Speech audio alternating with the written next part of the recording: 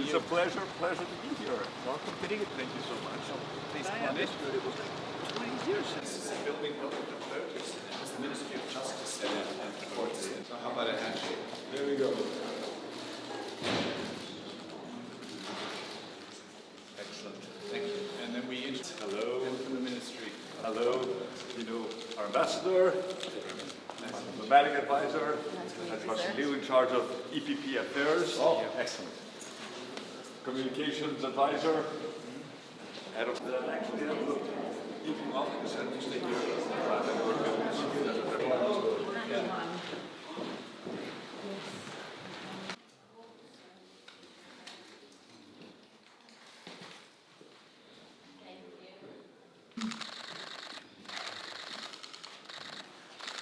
Go up one more set of stairs.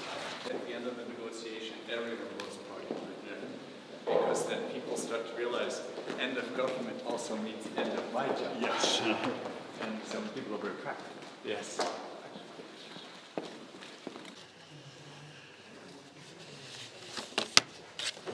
Christianis, for this very warm welcome, and indeed it is a great pleasure to be visiting Latvia on a trip which, as you know, we have been planning for some time, and thank you also for your kind words. Indeed, we managed to win a second term focused on politics that actually make a difference in people's lives, and we have demonstrated that these true progressive centrist policies can actually resonate with our electorates and fight the empty promises of populism. So I do think that there is also a broader message coming out of our recent electoral victory in Greece. Last year we celebrated the centennial of our diplomatic relations, and I think we have excellent prospects to develop and give new impetus to these relations. We may be at different ends of our continent. There is significant geographical distance between our two countries, but I think we're facing, in a sense, very, very similar geopolitical but also economic challenges. I would first of all like to highlight the fact that we've had an excellent level of communication and understanding at the European Council for the past 4 years, where we have debated critical issues of importance for our common European future. I think we saw eye to eye when it came to issues such as the energy crisis, where we fought hard for what Europe eventually decided to do, which was impose a cap on the price of natural gas. But we also passionately share this need for the European Union to move towards the green and digital transition at a very fast pace. But of course, there is no prosperity without security and freedom, and that is why the Russian invasion in Ukraine was discussed, and we have a common understanding that we need to continue to support Ukraine for as long as it takes, with whatever means we can make available to the Ukrainian people in order for them to actually prevail in this conflict. And of course, these issues will also be discussed in the upcoming NATO summit in Vilnius. On NATO, we both hope for a swift accession of Sweden to the alliance, and of course the adoption of the new posture, which will significantly strengthen the organization, something which is also of critical importance for Latvia, but for all our Baltic friends. You mentioned the need to spend more on defense. I think this is an understanding that is shared by more and more of our European partners within NATO, and that is why I think it is important to also come back to the issue of how we actually treat defense expenditures in light of the negotiation regarding the new Stability and Growth Pact.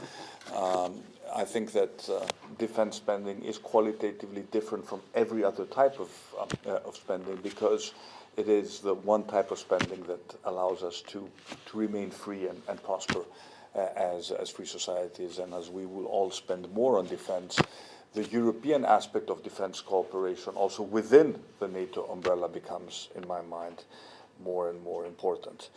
Christianis, you mentioned the challenges of migration.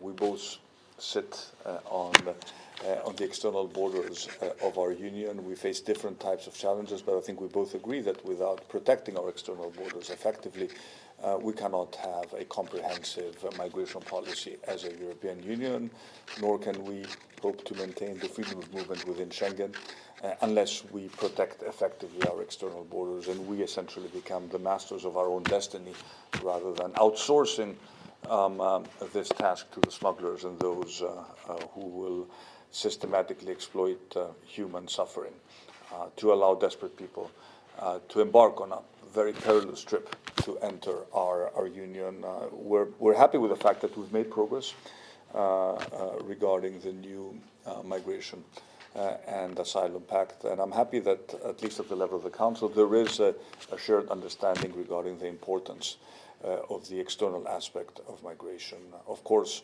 it is not the only solution to the problem because we need to work hard also on the pact itself, but unless we solve that problem, we will never be able to come up with a comprehensive European solution to a problem which, in our minds is fundamentally a European problem, and it is very unfair for countries such as Greece that sit on the external border of a very dangerous crossing, and I'm referring to the Mediterranean crossing, to be burdened with the task of managing this problem, or being accused of actually not saving people at sea when this is what our Coast Guard does every day. We should be placing the blame squarely on the smugglers and on those who facilitate them. They are the ones who are at the end of the day responsible for whatever tragedy takes place in the Mediterranean. We have been imposing a tough but fair migration policy, and I think we've demonstrated that the less boats you actually have at sea, the more, the lesser the risk of people losing their lives at sea. We have effectively broken the smugglers' business model in the Eastern Mediterranean route, and I think this is what we should be doing across the Mediterranean.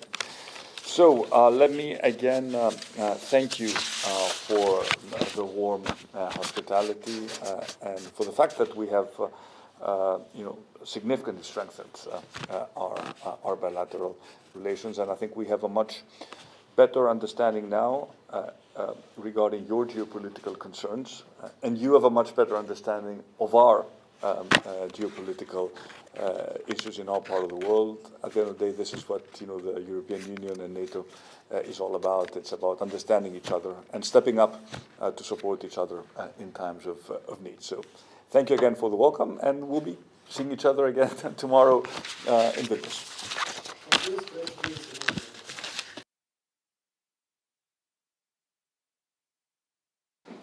Thank you. And let's make a family photo. Yes, please. Yeah. Good. So, would you sign, please, our guest?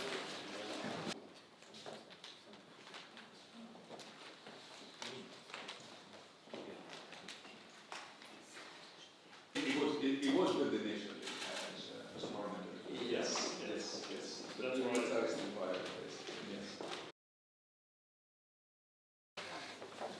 That's right.